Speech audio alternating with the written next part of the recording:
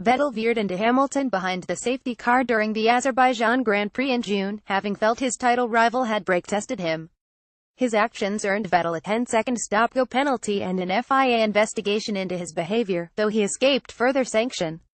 Reflecting on the events of the season in an exclusive interview with Autosport, Vettel said what happened in Baku felt much worse for him than the crash in Singapore recently, even though the Azerbaijan incident was ultimately not as costly for the championship. "I think Baku was worse," said Vettel. "I felt I let the team down, because something that I did obviously cost a race win potentially. Singapore, to be honest, the way I look at it, it's racing and it happens. Obviously it is extremely unfortunate, but I don't know how many start crashes there have been in the past and there will be in the future. If you happen to be inside them, it always sucks. There is no better way to describe it. Did it come in a good time? No.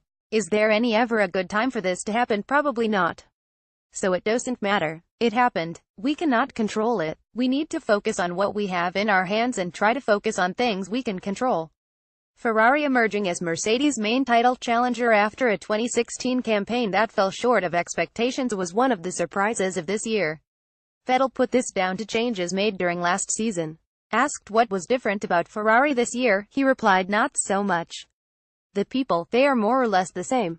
2016 was a tough year, but a very important year, because a lot of things we shifted internally for the better.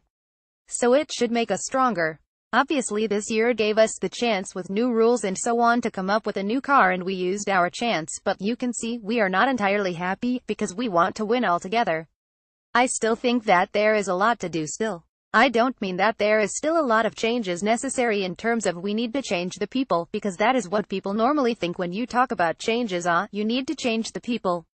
No. Sometimes you need maybe to make some small adjustments with the same people, and it works much better.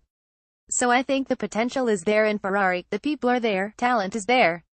And it's about us, all of us trying to work together and make it happen."